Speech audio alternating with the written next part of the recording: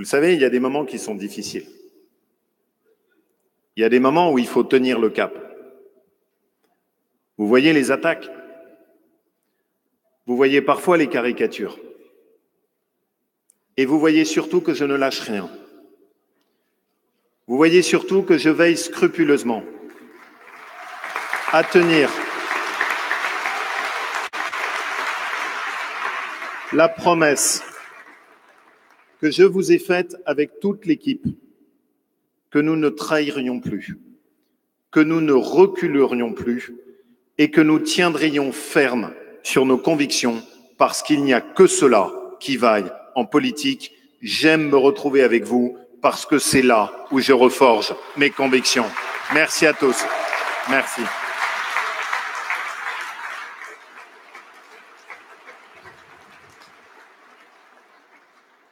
Et puis on est heureux d'être ici, dans ce département des Alpes-Maritimes, avec ce climat printanier, dans ce département surtout qui compte tant pour notre famille politique. Un département où il y a des figures fortes, qui tiennent fermement sur leurs convictions, avec la diversité de ce qu'ils sont chacun les uns et les autres. Je remercie Jean-Claude de son accueil, je remercie Éric de son implication, je remercie Jean d'avoir si bien animé notre Conseil national. Et je vais finir, les amis, par ne plus avoir que des élus des Alpes-Maritimes autour de moi dans cette équipe dirigeante, si cela continue. Et je suis surtout heureux qu'aujourd'hui nous ayons réussi ce défi. Vous le savez, on a un long chemin à parcourir. Je sais ce qui nous habite. J'ai une vision de ce que je veux pour la France. C'est un long chemin et c'est une formidable aventure. Et je ne laisserai pas sur ce chemin les divisions nous affaiblir. Aujourd'hui, je voulais que nous offrions l'image de cette nouvelle droite que je m'emploie à rebâtir et qui soit une droite qui soit capable d'être unie sur les questions européennes. Tout le monde a fait un effort et aujourd'hui, nous avons offert une belle image de ce qu'est la famille des Républicains.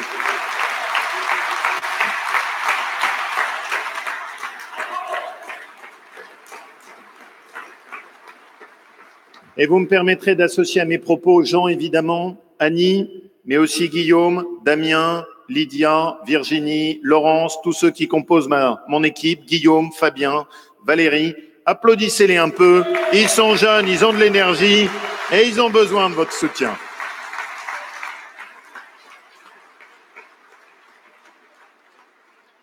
Mais qu'ils n'oublient jamais que pour avancer, il faut s'appuyer sur des fondations solides. Et Michel, dans son intervention, nous l'a si bien et si gentiment rappelé. Merci Michel de ton affection si constante à mes côtés. Merci à toi. Alors, je veux vous parler avec la clarté qu'imposent les périodes difficiles. Nous traversons sans doute une des crises les plus profondes que l'Europe n'ait jamais vécues. Ne voyons-nous pas la rapidité avec laquelle le domino est en train de tomber? Nous avons eu le vote du Brexit, qui a résonné comme un avertissement. Qui peut se réjouir que la deuxième économie européenne quitte l'Union européenne? Nous avons eu le drame catalan, qui doit servir de réflexion à tous les pays européens, parce que nous refusons le détricotage de la nation. Nous avons vu la montée de la défiance partout, élection après élection. Nos voisins italiens, il y a encore 4 ans, quand on les interrogeait, étaient à 70% favorables à la construction européenne. Aujourd'hui, ils sont majoritairement sceptiques sur l'avenir de l'Europe. Et nous avons enfin la crise migratoire qui n'épargne aucun pays. Aujourd'hui, et je pèse chacun de mes mots, la construction européenne est mortelle. Et si nous n'y prenons garde, tout ce qui a été patiemment édifié peut partir à la corbeille et être détruite dans cette nouvelle fureur des nations. Joseph l'a si bien dit. Ne vous y trompez pas, c'est l'homme le plus influent aujourd'hui sur la scène européenne. C'est lui qui a Angela Merkel tous les jours au téléphone. Il n'avait jamais participé à un conseil national C'est la première fois que Joseph vient aux côtés de notre famille politique et c'est un beau geste d'amitié qu'il me fait. Merci Joseph.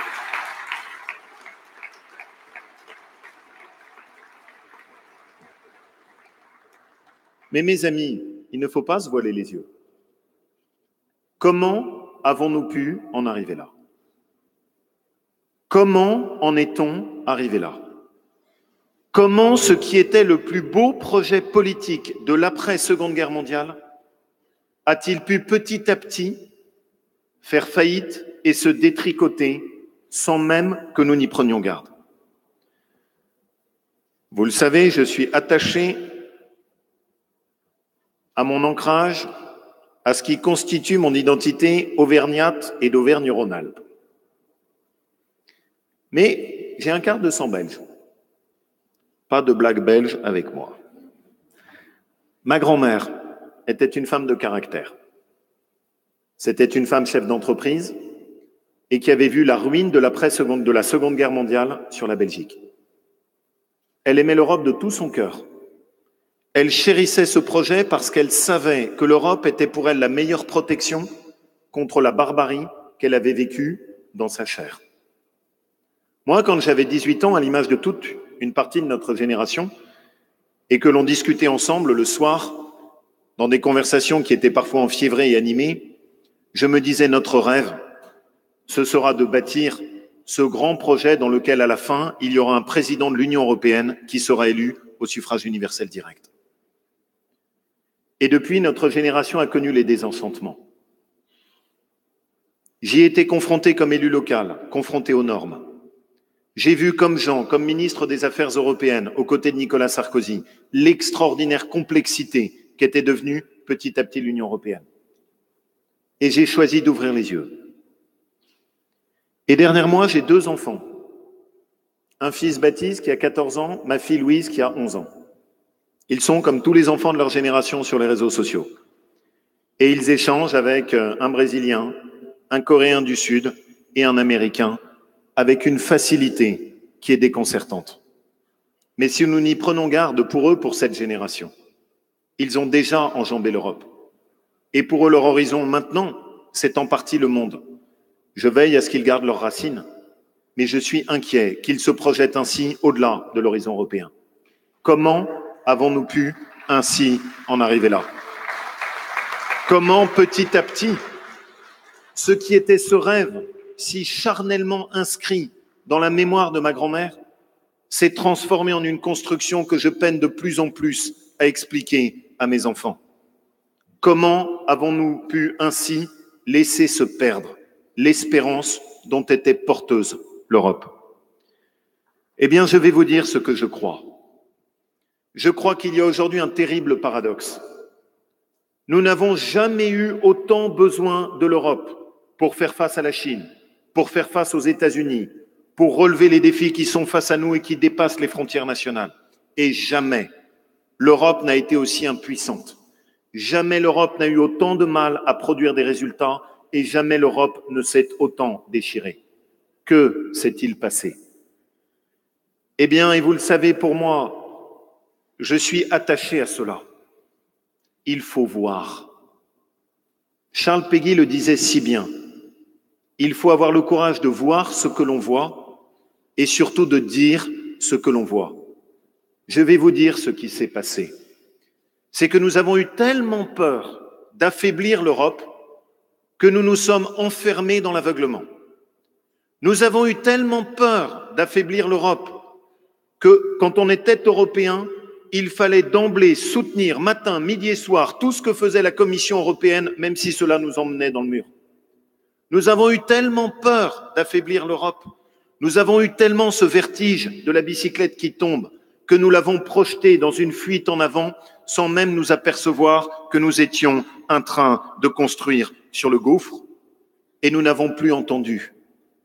Nous n'avons plus entendu ce que nous disait ce bon sens inscrit dans ce peuple politique comme il n'y en a aucun autre en Europe qu'est le peuple français. Ce peuple que nous disait-il, nous aussi, nous croyons dans l'Europe, mais nous ne croyons plus dans ce que l'Europe est devenue. Ouvrez les yeux, corrigez la trajectoire avant qu'il soit trop tard. Nous n'acceptons plus que vous nous expliquiez que l'Europe est merveilleuse, alors que trop souvent nous la voyons trop pesante, trop normative, trop doctrinaire, trop élargie. Et ce discours-là n'était pas possible à tenir parce qu'immédiatement, on était sanctionné et excommunié. Mais que voit-on? Ce que l'on voit, c'est l'arrogance avec laquelle ces avertissements ont été balayés d'une main. C'était au début de simples inquiétudes qui s'exprimaient.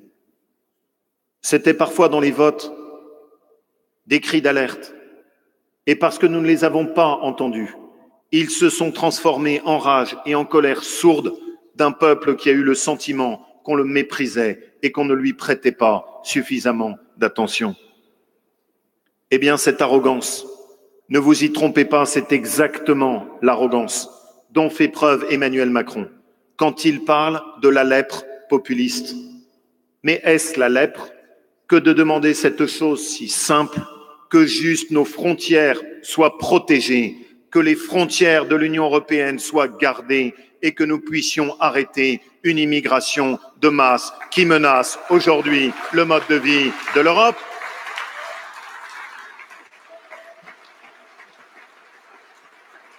Je citerai Joseph Hubert Védrine, dont j'aime aujourd'hui les diagnostics, et qui dit cela si bien.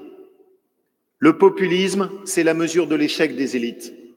Et il est donc toujours risible de voir un politique brocarder le populisme au lieu de faire son propre diagnostic.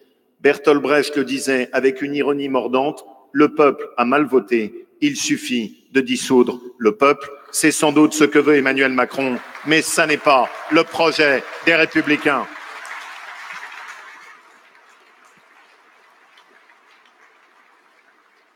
Alors oui, ces convictions, je les porte depuis longtemps.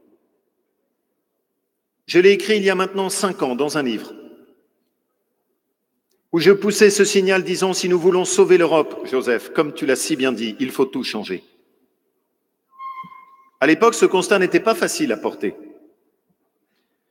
Mais aujourd'hui, qui peut contester le fait que l'élargissement a fragilisé l'Union européenne parce que nous n'avons pas adapté nos institutions, que nous souffrons de n'avoir aucune stratégie industrielle, que notre incapacité à protéger nos frontières est un talon d'Achille. Je lis parfois certains commentateurs qui me font sourire et qui disent « Mais comment Wauquiez ne change pas? Comment cela se fait-il? Il dit la même chose que ce qu'il disait il y a 5 ans, c'est un scandale. » Parce que eux, ils voudraient que tous les jours, on vienne avec une idée neuve qui soit exactement l'inverse de ce qu'on disait la veille. Eh bien, j'ai une mauvaise nouvelle pour eux. Ils ont intérêt à s'habituer parce que chez nous, ça n'est pas en même temps. Ici, on défend ses convictions et on les défend sur la durée.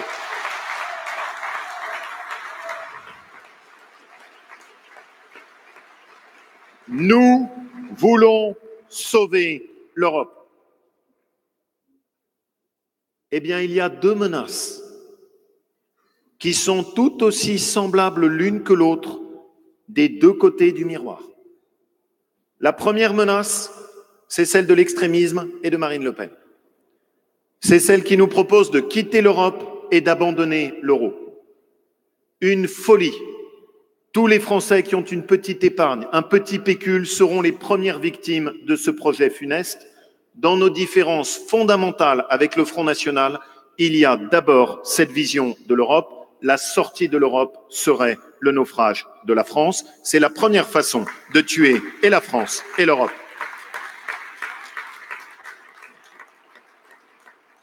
Mais la deuxième voie, sans issue, Franck, c'est celle qui consiste à tenir les mêmes discours qu'il y a 30 ans.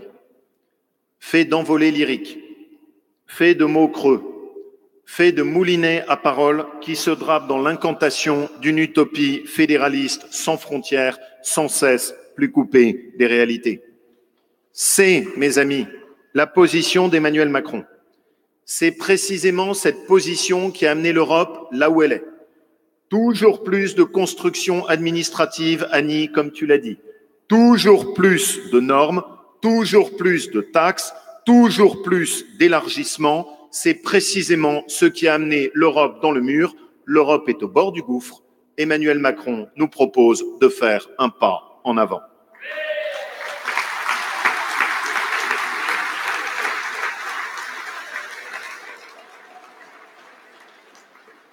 Et le constat est d'ailleurs terrible. Bruno, tu l'as parfaitement dit. Oui, soyons honnêtes. Parce que je ne veux pas d'une opposition systématique et sectaire. Il y a un an, le président de la République a soulevé un grand espoir. Il y a un an, sur la scène européenne, les regards se tournaient avec attention vers lui. Mais si vous regardez aujourd'hui, que reste-t-il du discours de la Sorbonne? Qu'a-t-il fait, qu'a-t-il réalisé, qu'a-t-il atteint en un an? Est-ce qu'aujourd'hui l'Europe se porte mieux ou se porte moins bien? Est-ce qu'aujourd'hui la France est au cœur des débats européens ou est-ce que petit à petit sa voix a été perdue à force de se couper de tous nos partenaires? Il voulait mettre l'Europe en marche, il a mis la France en marge de l'Europe.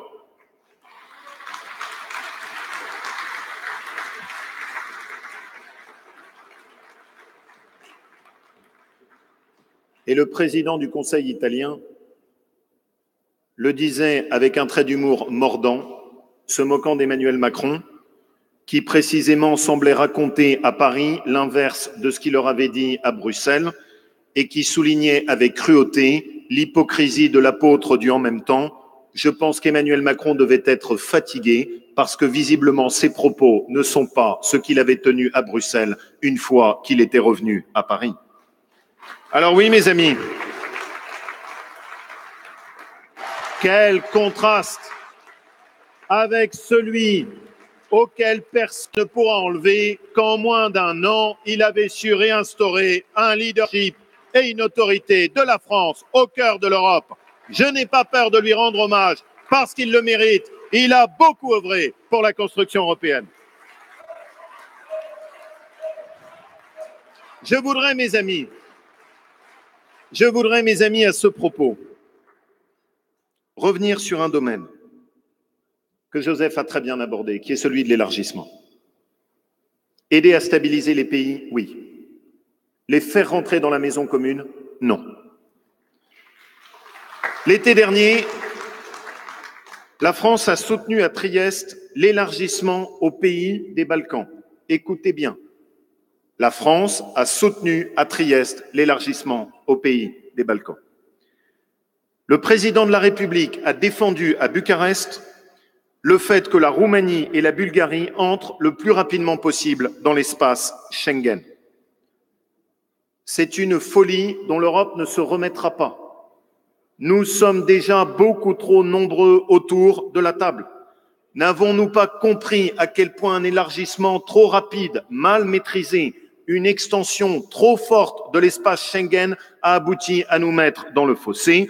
La parole des Républicains, elle, sera claire. C'est ni la Turquie, ni l'Albanie. L'élargissement doit s'arrêter.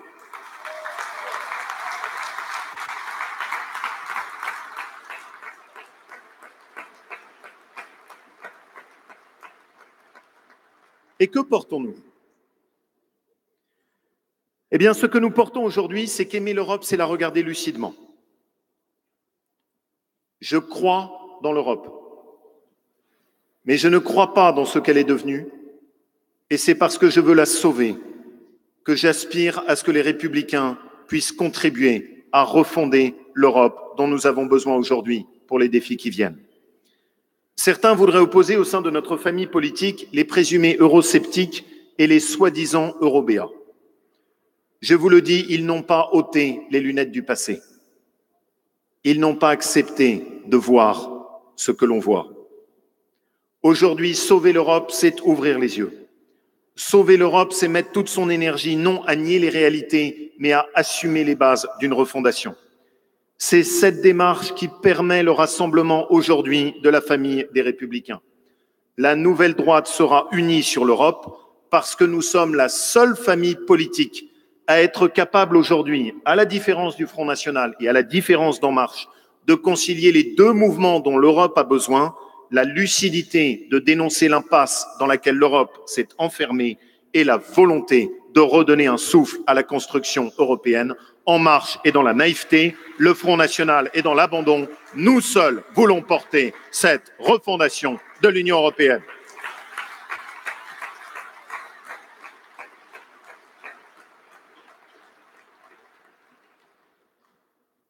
Mais maintenant, il faut être concret. Il y a 3 priorités. Parce qu'il y a 3 crises. Et parce que nous devons répondre à 3 défis. La priorité absolue, et c'est par elle que je commence, c'est de faire face à la crise migratoire. Quand on parle de cela, certains disent « Oh, comment on parle de crise migratoire, on parle de frontières, comme si c'était un gros mot. » La frontière n'est pas un gros mot. La notion de protection pour le politique n'est pas un gros mot. Rappelez-vous les analyses brillantes qui avaient été faites par le philosophe Hobbes, philosophe anglais, qui écrit au moment de la guerre civile qui déchire le Royaume-Uni à la sortie de la Renaissance. Souvenez-vous ensuite de la reprise qui est faite par Montesquieu. Que disent-ils? Ce que vous tous vous attendez, c'est quoi? La première chose que nous attendons d'une construction politique, c'est qu'elle nous protège. Si vous acceptez de renoncer à une part de votre liberté pour la confier à l'Europe, c'est parce que vous attendez qu'en contrepartie, l'Europe nous assure un supplément de protection. Pourquoi est-ce que la crise migratoire est si grave? Elle est si grave parce qu'elle donne cette image d'une Europe qui faillit à sa première mission. La première mission que nous attendons de l'Europe, c'est qu'elle nous protège. C'est pour cela qu'il faut d'urgence retrouver la maîtrise de nos frontières.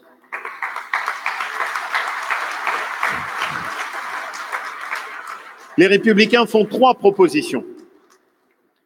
La première, d'abord, il faut que les bateaux interceptent les migrants quand ils quittent les côtes libyennes et africaines, et il faut qu'au lieu de les ramener ensuite sur le continent européen, ce qui est juste une ineptie, nous les reconduisions évidemment sur le continent africain.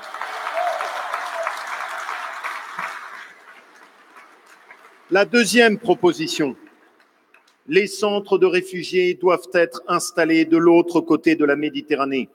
La proposition faite par Emmanuel Macron d'ouvrir des centres européens d'accueil des migrants sur le continent européen est juste un aveuglement, comme il le fait sur toutes les questions de crise migratoire, parce que tout simplement, une fois que les migrants sont sur le continent européen, ils ne repartent plus. C'est une ineptie que de proposer cela.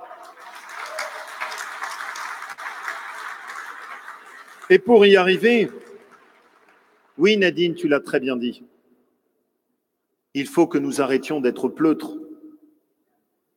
Il faut que nous arrêtions d'être lâches.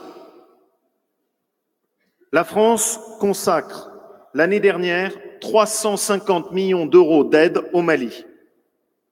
Le Mali a accepté le retour uniquement de 13 sans-papiers maliens l'an dernier et a refusé tous les autres retours des migrants illégaux venant du Mali et qui sont arrivés en Europe. Je veux, Guillaume, que nous puissions développer de façon plus énergique l'Afrique. Je veux que nous fassions un vrai programme de développement et d'aide humanitaire parce que l'Afrique en a besoin. Mais je ne supporte plus que, alors que nous apportons cette aide et cet effort colossal de solidarité, nous fermions les yeux sur des pays qui ne respectent pas des règles minimum de respect entre nous. Quand on est aidé, on accepte aussi de lutter contre l'immigration illégale.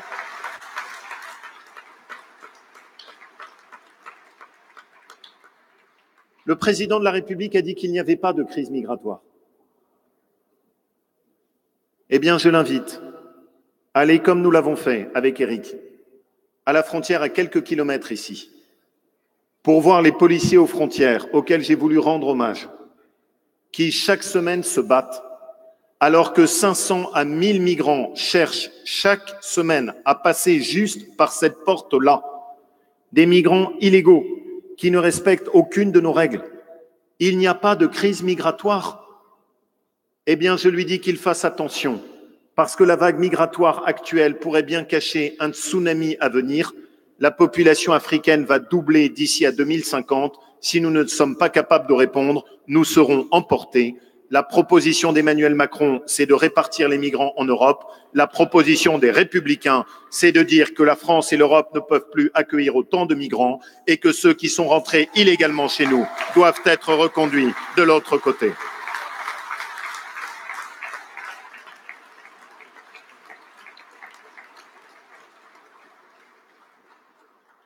La deuxième crise, le deuxième défi, c'est celui de l'économie. Les pères fondateurs qui avait créé et porté sur les fonds baptismaux l'Union européenne l'avait parfaitement compris. À l'époque, quel était leur objectif? Ils ne voulaient pas que la reconstruction de l'Europe détruite par la guerre se fasse uniquement par des entreprises américaines. Ils voulaient que l'Europe puisse développer ses propres entreprises, ses propres emplois et ses propres industries. Eh bien, je le dis, nous avons trahi l'esprit des pères fondateurs.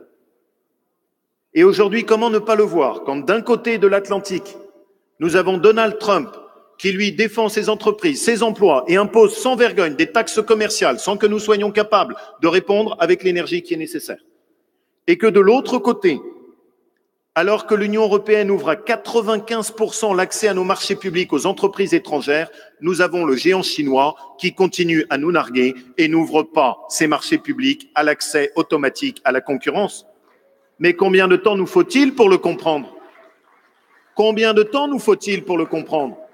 Oui, je réclame que nous réinscrivions au cœur de notre doctrine de la concurrence le principe de la préférence communautaire, parce que la préférence communautaire, ça n'est pas un gros mot, parce que quand on achète des avions en Europe, il faut que ce soit des avions européens, parce qu'on donne la priorité aux produits de notre agriculture et parce qu'on veille à faire grandir nos propres entreprises.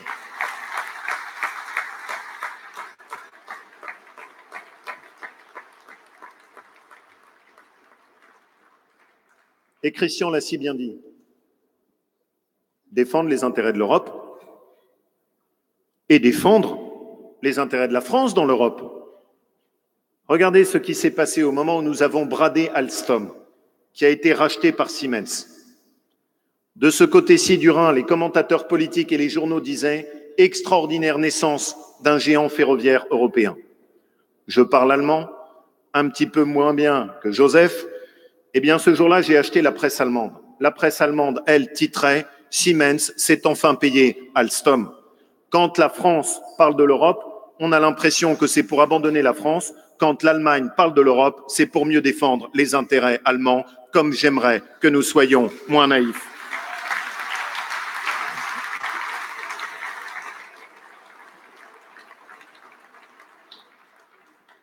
Alors oui, il faut quelques principes simples. D'abord, je souhaite un grand soir sur les compétences. Qui fait quoi? Je pense que l'Europe est allée trop loin dans un certain nombre de domaines. Je pense que l'Europe s'est perdue dans l'Europe des normes. Je veux que nous puissions rendre aux États la possibilité de décider dans toute une série de domaines où ce sera plus simple si on laisse décider au plus près du terrain. Moins d'Europe là, mais mieux d'Europe ici. Parce qu'à l'inverse, il y a tant de domaines où j'aspire à voir l'Europe s'affirmer. Je parlais des pères fondateurs. Est-ce que vous vous souvenez de ce qu'a été la première construction de l'Union européenne? Le charbon, Colette. Le charbon. Mais c'était génial. Parce qu'à l'époque, c'était juste au lendemain de la Seconde Guerre mondiale, personne ne pouvait se chauffer. Et ils ont choisi le charbon parce qu'ils ont eu cette intuition qu'il fallait que l'Europe apporte dans notre vie quotidienne la démonstration de ce qu'elle pouvait nous donner. Et chaque soir, les familles, en mettant une pelletée de charbon dans la chaudière, pouvaient se dire « Ceci, c'est grâce à l'Europe, voilà ce que dans ma vie quotidienne l'Europe nous apporte ». C'est cela qu'il faut retrouver. Est-ce si difficile? Aujourd'hui, quand vous faites le trajet entre Menton et Nice, vous êtes coupé au moins 3 à 4 fois sur votre téléphone portable. Certains dans l'arrière-pays des Alpes-Maritimes ont les plus grandes difficultés pour avoir accès à l'Internet très haut débit. Eh bien ça, c'est le charbon de l'époque moderne. Qu'attend l'Europe pour se saisir de ce dossier et constituer elle-même la couverture en téléphonie mobile 4G et en Internet très haut débit qui serait apporté dans chacun de nos territoires et qui permettrait ainsi d'apporter une réalisation concrète dans nos vies quotidiennes de ce que peut être l'Europe? Nous sommes tous inquiets. Nous sommes tous inquiets de l'évolution des maladies neurodégénératives. L'Europe est le principal continent de la recherche, comme j'aimerais que nous en fassions notre priorité, Franck, et que nous puissions veiller à ce que dans les 5 ans qui viennent, l'Europe se dise Le docteur Leonetti me pardonnera parce que je sais que le terme est très iconoclaste et qu'il ne faudrait pas le dire comme ça, mais que nous puissions découvrir le vaccin contre Alzheimer et que ce soit en Europe qu'on puisse ainsi faire naître la protection contre les maladies neurodégénératives. Et au lieu de cela, que nous propose-t-on ici? Le fédéraliste Macron qui poursuit exactement les mêmes errances et qui nous dit on va faire un budget de la zone euro. On ne sait pas pourquoi, on ne sait pas comment, on ne sait pas avec quel financement, mais ce qu'on a compris, c'est que comme d'habitude, ce seraient nos impôts qui seraient mis à contribution et que tout cela serait pour une construction dont on n'est même pas capable de nous expliquer ce qu'elle changera. Eh bien, j'ai un conseil à lui donner. Il veut sauver la zone euro? Eh bien, mes amis, qu'il commence par nettoyer les écuries d'Augias en France. Qu'il commence par bien gérer chez lui avant de donner des leçons à la terre entière. Parce qu'aujourd'hui, la France est le seul pays de la zone euro qui n'a pas réduit son endettement cette année, le seul. Parce que cette année, la dette de la France a encore augmenté de 60 milliards d'euros. Parce que dans un pays qui compte 3 millions de fonctionnaires sur le périmètre public, il a décidé de faire un effort colossal et de baisser de 324 le nombre de fonctionnaires qui sont en France. Eh bien, mes amis, à ce compte-là, vous n'en avez pas fini de payer des augmentations de CSG, des remises en cause des pensions de réversion et des sanctions sur tous ceux qui composent les classes moyennes. Cela, c'est la vérité. Il ne fait pas d'économie sur la dépense publique. Il donne des leçons à tout le monde et il prend dans la poche des Français. Et mes amis qui sont d'Auvergne-Rhône-Alpes peuvent le témoigner ici. Nous qui avons à la fois le tempérament auvergnat, dauphinois et lyonnais, dans notre région, on a baissé en 2 ans de 12% la dépense publique. Ça n'était jamais arrivé en France et nous, on n'augmente pas les impôts.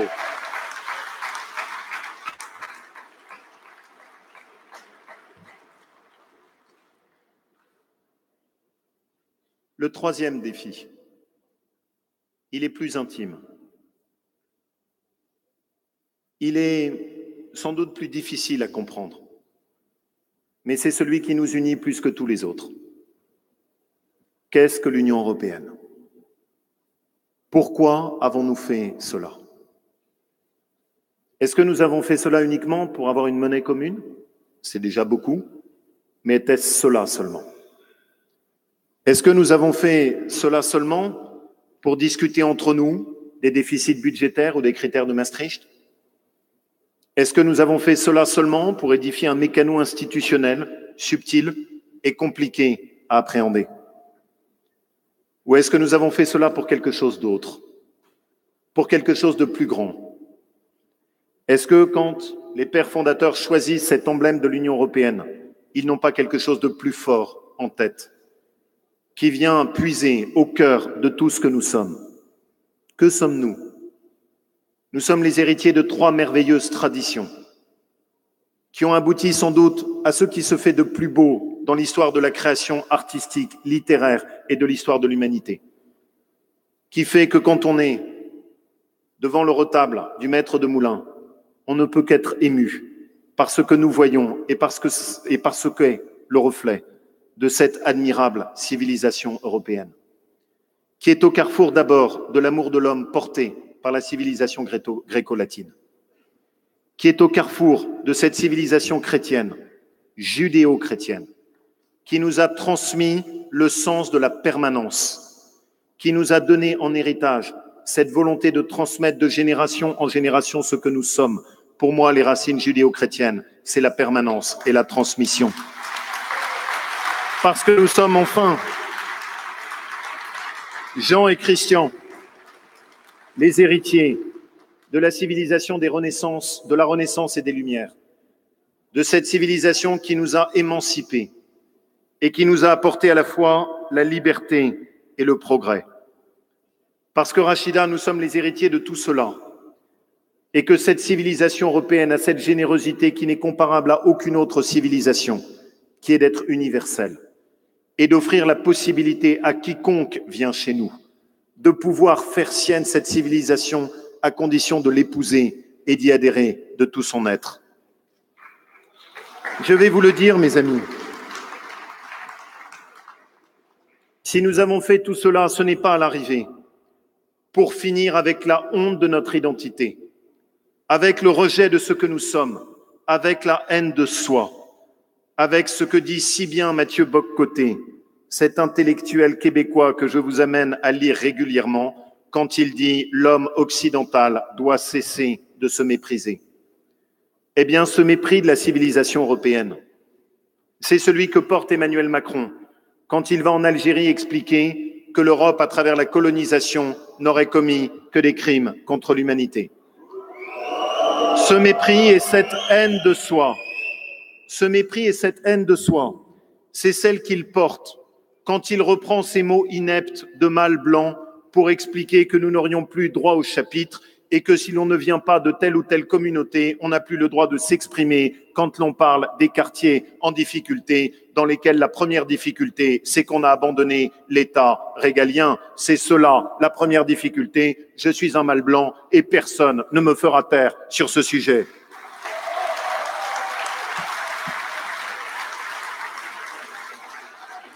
Et je veux ici rendre hommage à Éric, parce qu'Éric Ciotti, et c'est un honneur pour moi de l'avoir à mes côtés, est aujourd'hui le politique qui, sur toutes ces questions, est celui qui a le plus de courage, celui qui défend aussi bien sur les questions migratoires, sur les questions de sécurité et sur les questions d'identité, ce qu'est la fierté de la France.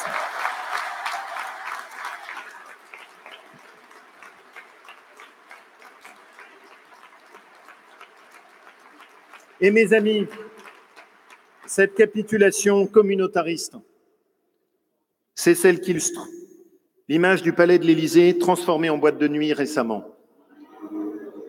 Je vous demande d'y prêter attention. Ce n'est pas juste un fait divers. Ce n'est pas juste une image anecdotique dont on tournerait la page rapidement à l'image de bien d'autres buzz. Il y avait dans cette soirée, sur le perron de l'Élysée, qui a été hanté par des grandes figures, De Gaulle, Pompidou, qui m'est si cher, Valéry Giscard d'Estaing, Mitterrand, qui mérite notre respect, Jacques Chirac, Nicolas Sarkozy, et même François Hollande, qui n'était pas tombé aussi bas. Il y avait sur ce perron de l'Élysée un DJ qui brandissait comme une provocation un t-shirt sur lequel était marqué « migrants et noirs ».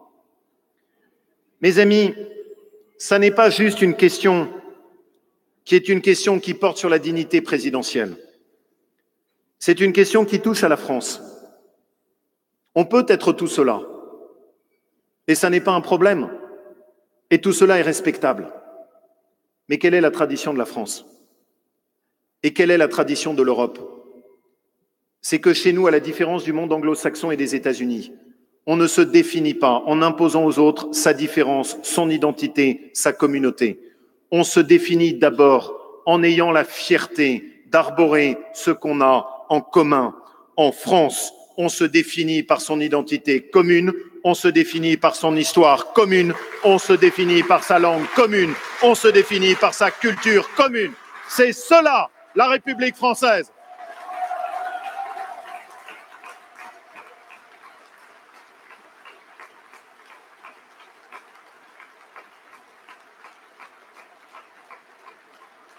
Eh bien, vous savez,